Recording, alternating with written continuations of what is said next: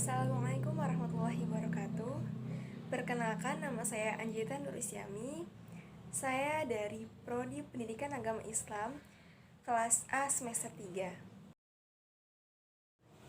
Pada video kali ini, saya akan menjelaskan tentang pengertian, ruang lingkup, dan metode penelitian dari psikologi agama.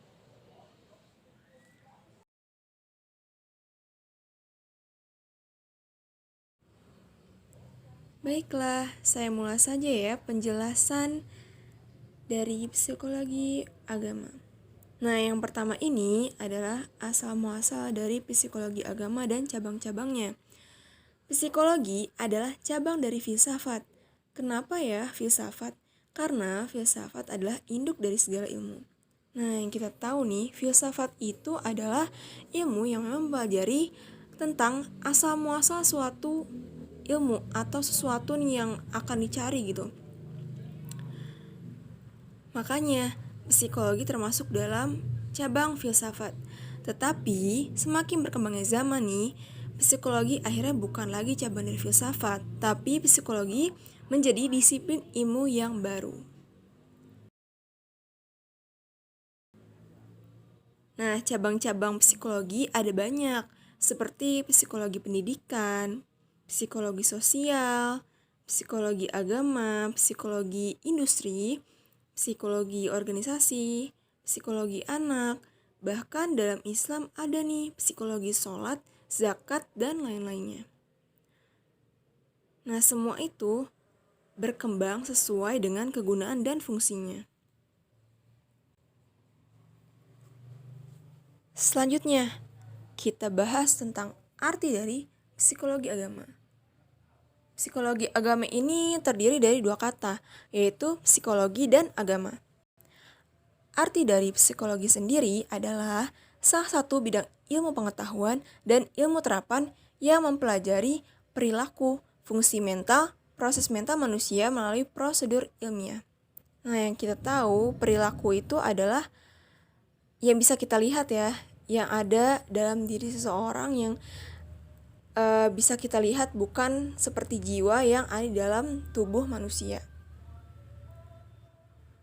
Lalu, seseorang yang melakukan praktik psikologis ini disebut sebagai psikolog.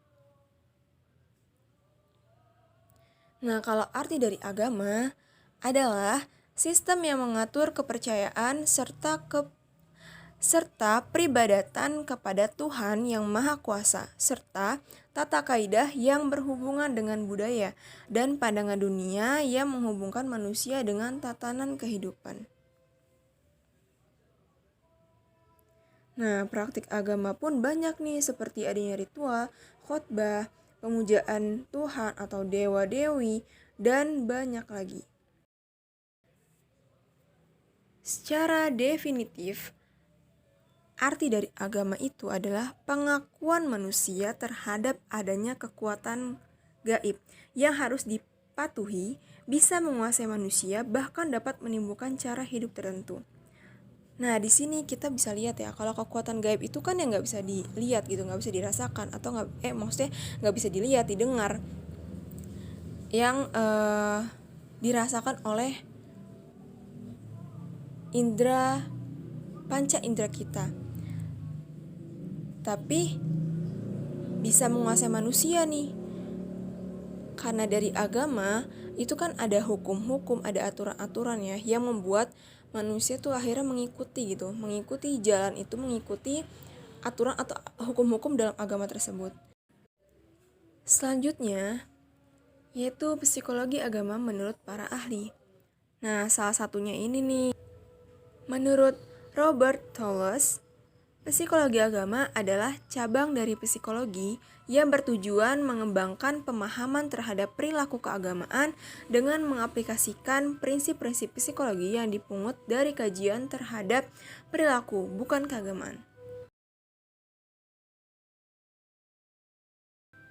Nah, jadi psikologi agama ini merupakan cabang ilmu psikologi yang memang meneliti dan mempelajari tingkah laku manusia yang berhubungan dengan adanya pengaruh dari keyakinan terhadap agama yang dianutnya dan pengaruh usia masing-masing.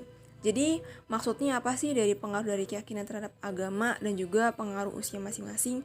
Nah, manusia itu kan memiliki banyak perbedaan jenjang usia, bisa dari kanak-kanak, remaja, terus dewasa sampai tua.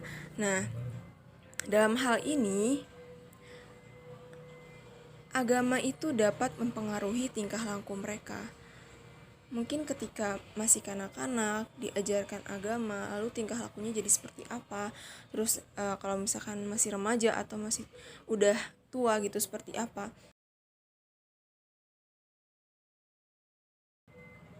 Kemudian ruang lingkup psikologi agama. Nah, meneliti dan mempelajari kesadaran dan perasaan seseorang terhadap kepercayaan tentang adanya surga dan neraka, adanya hidup setelah mati, dan juga mempelajari perasaan-perasaan tenang, tentram, nyaman yang dirasakan setelah melakukan sholat, berdoa, baca Al-Quran, dan ibadah lainnya itu juga termasuk dalam ruang lingkup psikologi agama. Ataupun meneliti atau mempelajari perasaan-perasaan atau perilaku-perilaku yang dihasilkan dari manusia, dari perasaan manusia yang sudah beribadah kepada Allah. Kemudian, kegunaan psikologi agama dalam pendidikan Islam. Nah, pendidikan Islam di sini artinya adalah upaya sadar yang dilakukan oleh para pihak yang bertanggung jawab terhadap pembimbingan atau pengarahan potensi anak agar mereka dapat berperan seperti semestinya. Nah, pihak-pihak yang dimaksudkan ini adalah seperti orang tua, lalu para guru, ataupun para pendidik. Kegunaannya sebenarnya psikologi agama ini apa nih? Kalau dalam pendidikan Islam, ternyata dengan psikologi agama, kita pun dapat mendidik atau memperkenalkan tentang Allah dan agama kepada sang anak dengan penuh kasih sayang, dengan penuh perasaan. Dan otomatis nih, jika anak menerima atau mempelajari hal tersebut dengan baik, maka pendidikan Islam pun dapat berjalan dengan baik pula. Nah, selanjutnya ada pembentukan jiwa keagamaan pada anak. Diawali dengan yang pertama, sebelum anak dilahirkan, nah orang tuanya ini harus memilih jodoh berdasar agama, harta, kecantikan, dan juga keturunan.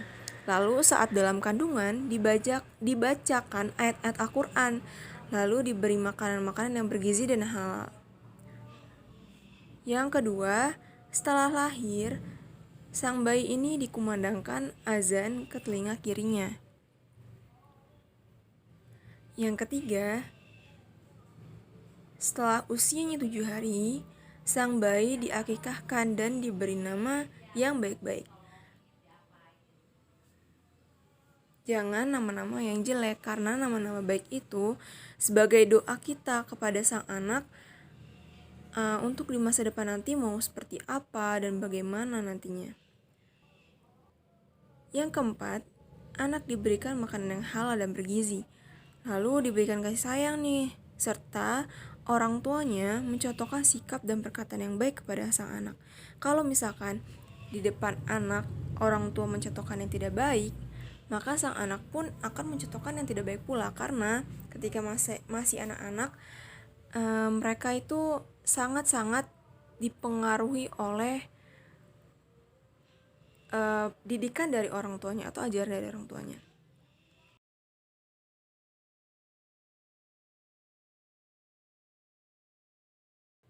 Nah, selanjutnya ini ada kegunaan psikologi agama dalam disiplin ilmu lain.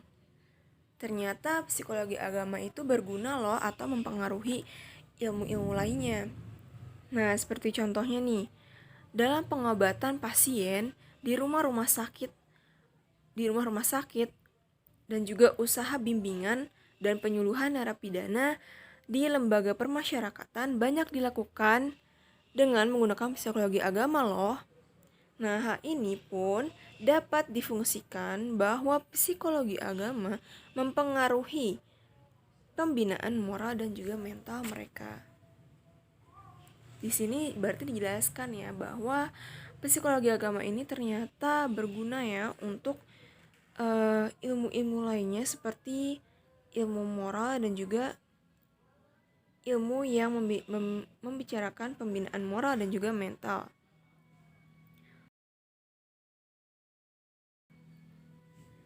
Selanjutnya kita akan bahas dalam penelitian psikologi agama apa aja sih yang perlu diperhatikan. Yang pertama, memiliki kemampuan dalam meneliti kehidupan dan kesadaran batin manusia. Yang kedua, memiliki keyakinan bahwa segala bentuk pengalaman dapat dibuktikan secara empiris. Yang ketiga, dalam penelitian harus bersikap filosofis spiritualistis. Yang keempat, tidak mencampur adukan nih antara fakta dan juga khayalan. Yang kelima, mengenal masalah psikologi dan metodenya. Yang keenam, memiliki konsep mengenal agama serta mengetahui metodologinya. Yang ketujuh, menyadari adanya perbedaan antara ilmu dan agama. Nah, yang terakhir, mampu menggunakan alat-alat penelitian yang digunakan dalam penelitian ilmiah.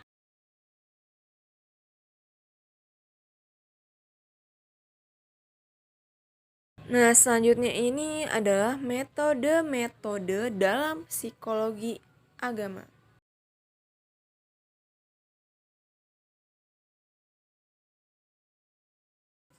Yang pertama merupakan dokumen pribadi yang meliputi kesatu, teknik nomotaktik.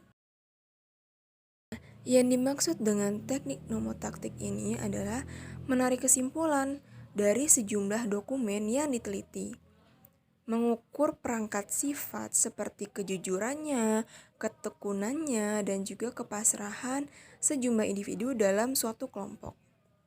Selanjutnya, ada teknik analisis nilai.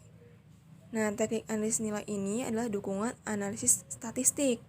Misalnya, menemukan dalam penelitiannya bahwa terdapat hubungan antara kepercayaan dengan tingkat kecerdasan. Nah, didapatnya nih korelasi antara agama dan juga kecerdasan, yang berarti anak-anak yang kurang cerdas cenderung berpegang erat kepada kepercayaan agama. Sedangkan pada anak-anak yang cerdas, kecenderungannya itu lebih kecil. Lalu, yang ketiga ini adalah teknik ideografi. Untuk memahami sifat-sifat dasar manusia, masing-masing sifat dasar yang dimiliki seorang individu sebagai ciri khas terlihat dalam penampilan atau sikap seseorang secara umum. Nah, terdapat 4 jenis nih.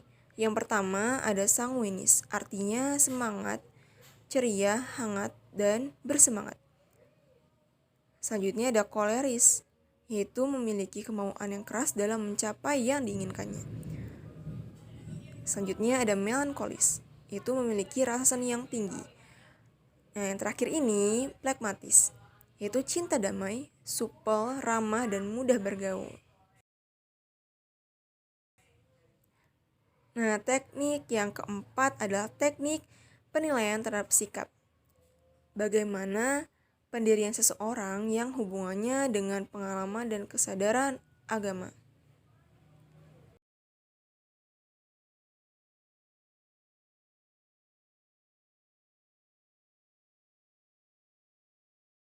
Lalu ada lagi nih dalam kuesioner dan wawancara yang meliputi pertama pengumpulan pendapat masyarakat. Jadi kita melakukan wawancara secara langsung ya ke khalayak ramai, itu ke masyarakat.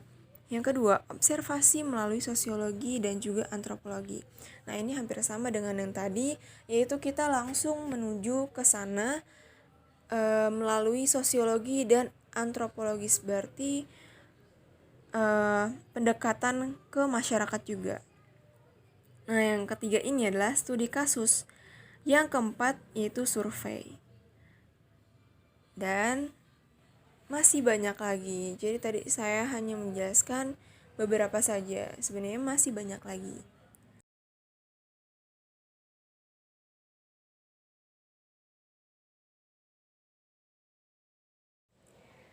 Demikian penjelasan tentang psikologi agama mulai dari asal muasalnya hingga metode penelitiannya. Jika ada perkataan yang kurang berkenan atau penjelasan dari saya yang kurang dipahami, mohon dimaafkan. Terima kasih dan wassalamualaikum warahmatullahi wabarakatuh.